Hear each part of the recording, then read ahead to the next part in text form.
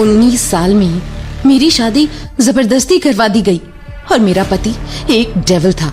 पर ये जबरदस्ती की शादी मेरे माँ बाप ने नहीं करवाई थी, क्योंकि मैंने तो आज तक अपने माँ बाप को कभी देखा ही नहीं था। मुझसे शादी उस डेविल ने अपनी मर्जी से की थी। पर क्यों? ये कहानी इश्की की है, जो अभी कॉलेज के 3rd ईयर में ही थी। अपने सेमेस्टर ब्रेक में कुछ दिनों के लिए वो अपनी बेस्ट फ्रेंड मिशा के घर सिंघानिया मेंशन में रहने के लिए गई थी और उसी दौरान मिशा के भाई राजवीर यानी सिंघानिया खानदान के बड़े बेटे की शादी होने वाली थी। राजवीर सिंघानिया देश का एक बहुत बड़ा बिजनेसमैन है, जिसके सामने किसी की भी नहीं चलती।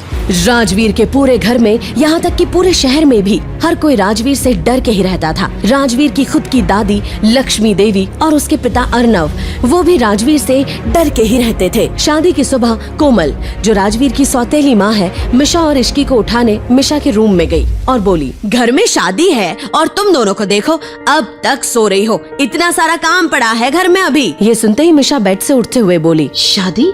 ये भला कैसी शादी हुई जिसके बारे में एक दिन पहले बताया गया है? और वैसे भी मुझे वो चलती फिरती लिपस्टिक की दुकान बिल्कुल भी पसंद नहीं। बेटा, तुम्हारे पसंद करने या ना करने से क्या होगा? हाँ, वो राजवीर को बहुत पसंद है, वैसे भी तुम मुझसे कुछ नहीं कह सकती। तभी इश्की बेड से उठते हुए बोली, उससे ये क्या बात करेगी आंटी? शायद आप भूल रही हैं कि हमारी मिशा सिर्फ हमारे सामने ही शेरनी बनती है, अपने भाई के सामने तो ये एकदम भीगी बिल्ली बन जाती है। अच्छा जी, मैं भीगी बिल्ली हूँ और तू?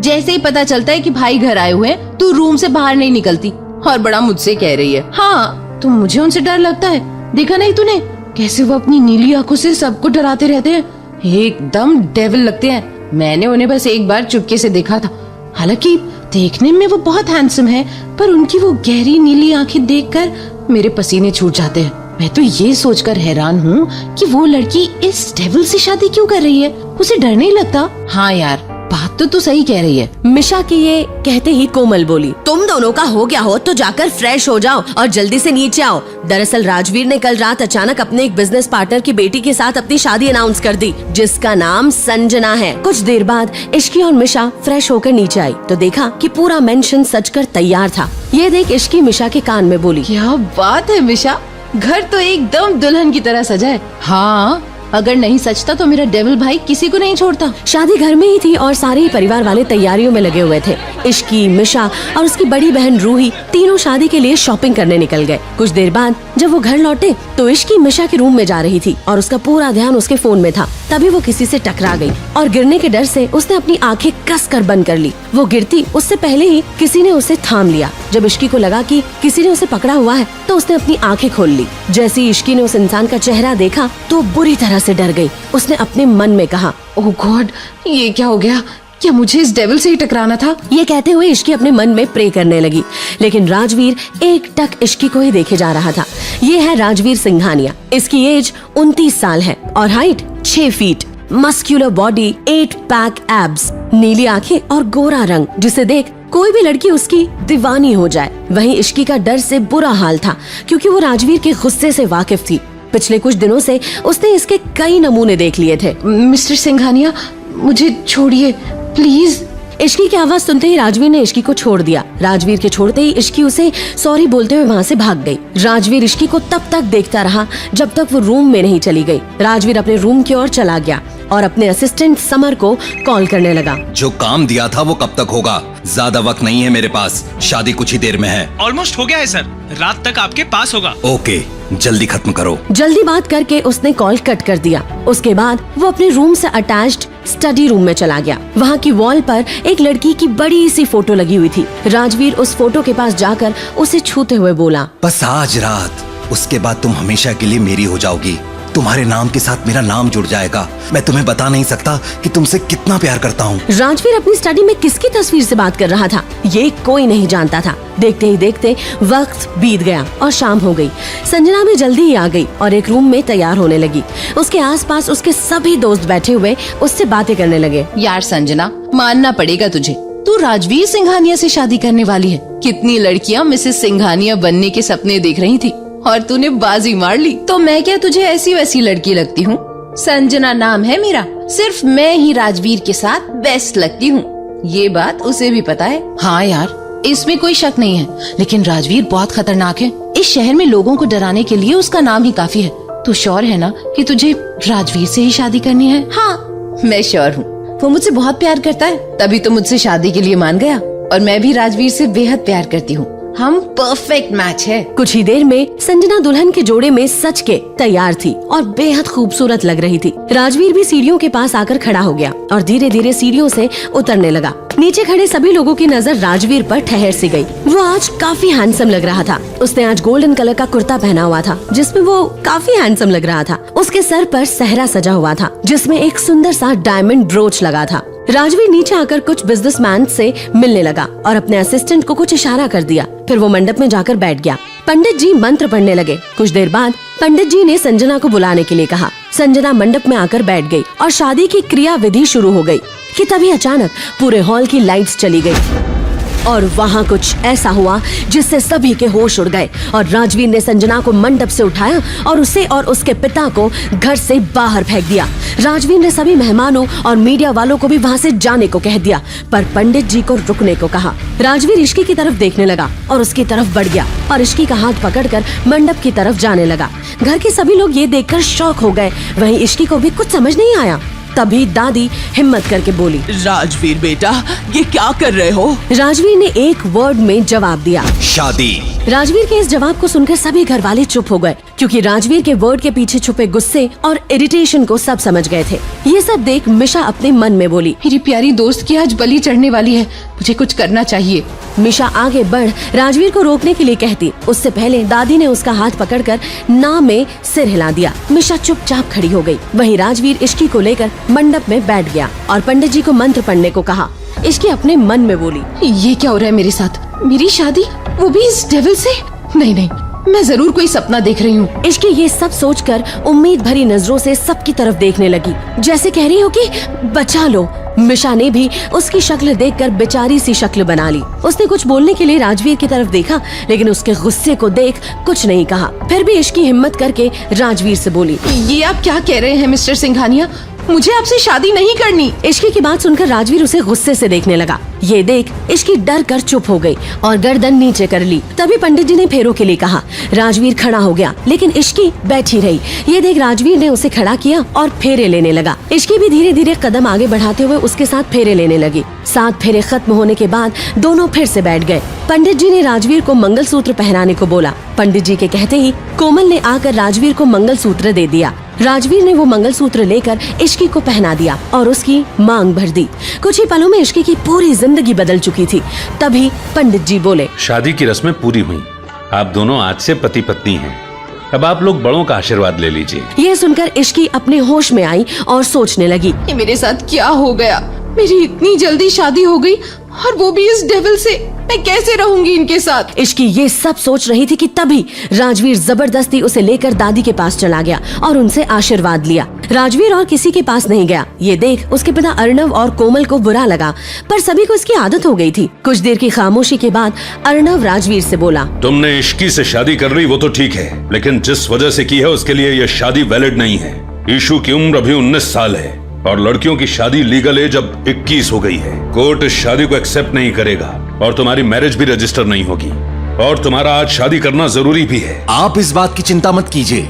मैंने वसीयत में अपनी शादी की एज 29 साल से 32 साल करवा दी है। इसका मतलब हमारे पास ईशु की उम्र 21 साल होने तक का टाइम है। जब इश्की 21 साल की होगी तो शादी रजिस्टर हो जाएगी। और हाँ, इस शादी के बारे में किसी को पता नहीं चलना चाहिए। इस शादी की बात इस घर से बाहर नहीं जानी चाहिए। ये कहते हुए राजवीर सीधे अपने रूम में चला गया और नीचे सभी लोग खड़े उसे देखने लगे। जिस इंसान की सिर्फ आवाज से ही इश्की डर जाती थी, वो ही इंसान, वो डेविल आज इश्की का पति था। उसके जाने के बाद कोमल इश्की के पास आई और उसे प्यार से आशीर्वाद देते हुए बोली, बेटा अब इस पवित्र बंधन में बंध गई हो तो इसे पूरे दिल से निभाना। ये सुनते ही मिशा बोली, पवित्र बंधन में या जबरदस्ती के बंधन में? आपने भाई को रोका क्यों नहीं? मिशा शांत हो जाओ, जो होना था वो हो गया। इश्की अभी भी सदमे में ही थी। इश्की ने कुछ नहीं कहा, वो चुपचाप सबकी बातें सुन रही थी। तभी मिशा उसका हाथ पकड़कर अपने रूम की तरफ चली गई। अंदर जाते ही इश्की मिशा से बोली, पता है मैं मंडप में उस दिन को कोस रही थी जब मैं तुमसे मिली थी मिशा। तभी उनके रूम में कोमल आ गई। वो इश्की को देखते हुए बोली, इश्की तुम अब इस रूम में नहीं रहोगी बल्कि राजवीर के रूम में रहोगी। बिल्कुल भी नहीं आंटी, आप मुझे उस डेविल के पास रहने को कैसे कह सकती हैं?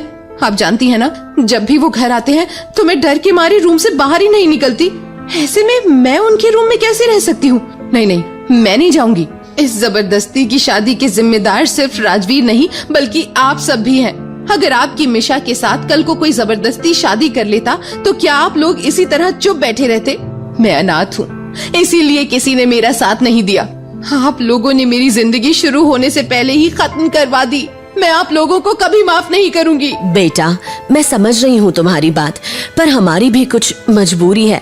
हम राजवीर के आगे कुछ नहीं बोल सकते थे, पर मेरा यकीन करो, राजवीर तुम्हें कुछ नहीं करेगा। उसकी बात सुन मिशा ने अपनी माँ कोमल से पूछा, भले ही भाई कुछ ना करे, पर माँ ये कैसे रहेगी भाई के साथ? तभी रूही रूम में आते हुए बोली, इश्की, अगर तुम भाई के रूम में नहीं गई तो भाई तुम्हें लेने यहाँ आ जाएंगे। ये आप क्या कह रही हैं दी?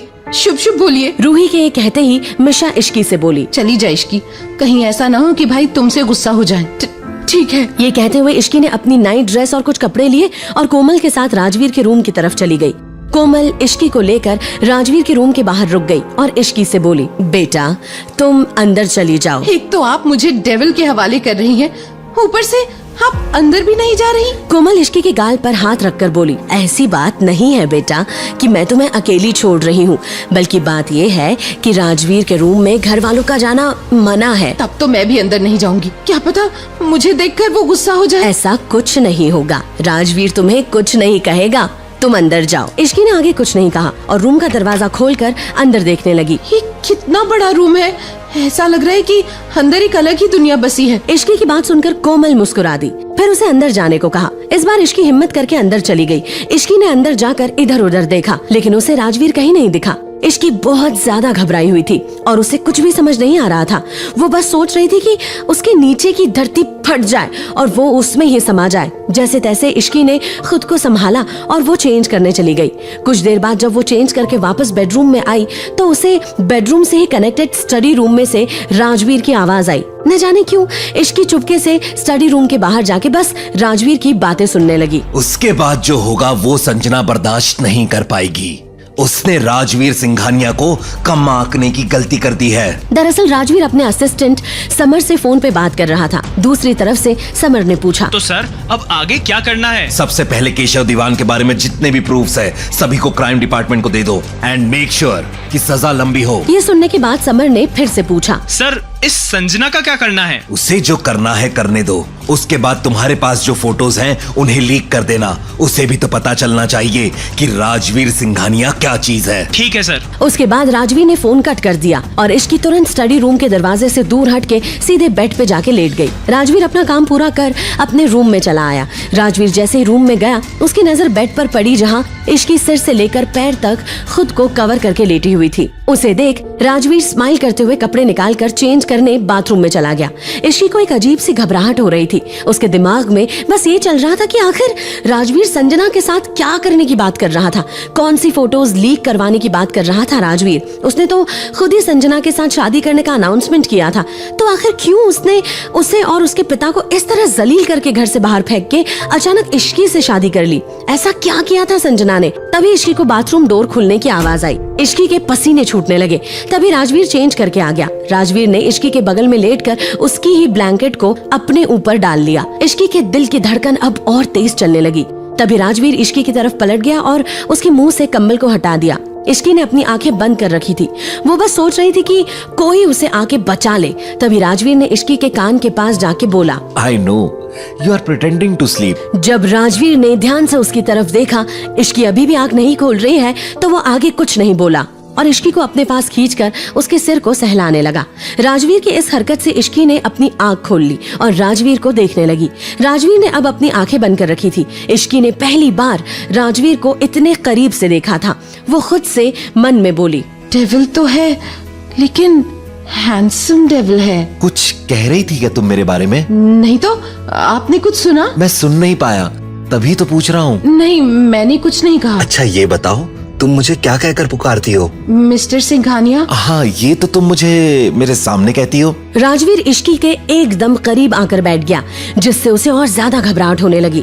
पर उसने कभी सपने में भी नहीं सोचा था कि राजवीर उससे ऐसे प्यार से बात करेगा। उसे समझ नहीं आ रहा था कि वो क्या करे। जब मैं तुम्हारे सामने नहीं रहता तब तुम मुझे क्या कहकर बुलाती हो? तब भी मैं आपको मिस्टर सिंघानिया ही बुलाती हूँ। नहीं, सच बताओ मुझे। वो मैं डेविल। ये कहते ही इश्की ने अपनी आंखें डर की वजह से बंद कर ली। इश्की को लगा कि राजवीर ये सुन के उसे जान से ही मार देगा, पर राजवीर ने इश्की को कुछ भी नहीं कहा। बस उसने थोड़ी देर और इश्की का सर सहलाया और फिर उसने उससे कुछ ऐसा कहा जिसे सुन इश्की के होश ही उड़ गए। राजवीर ने कहा कि वो तो 6 महीने से इश्की से ही शादी करना चाहता था। ये कहते ही राजवीर फिर से अपने स्टडी रूम में चला गया। शादी को अब 1 महीना हो गया था और तब से राजवीर हर रात बेडरूम से कनेक्टेड बस अपने स्टडी रूम में चला जाता था और उस पहली रात के बाद एक भी रात कभी बेडरूम में नहीं आया। इश्की इस बात से खुश भी थी, पर कहीं न कहीं उसे अजीब भी लग रहा था। एक रात जब हिम्मत करके वो राजवीर को देखने उनके स्टडी रूम में गई तो राजवीर वहाँ भी नहीं था और हैरानी की बात ये थी कि बेडरूम डोर के अलावा उस कमरे में बाहर से आने जाने का कोई भी दूसरा रास्ता नहीं था। ये देख के इश्की के रोंगटे खड़े हो गए। उसे समझ नहीं आ रहा था कि वो इस सब के बारे में किसी को कुछ बताए या नहीं, घर में किसी से इस बारे में पूछे या नहीं। वो अपने मन में खुद से ही बस सवाल करने लगी, आखिर ऐसे हर रात कहाँ गायब हो जाते हैं राजवीर? क्यों मुझसे जबरदस्ती शादी करके भी उस रात के बाद वो मेरे करीब तक नहीं आए? क्यों उन्होंने शादी के बारे में किसी को भी बताने से मना किया है?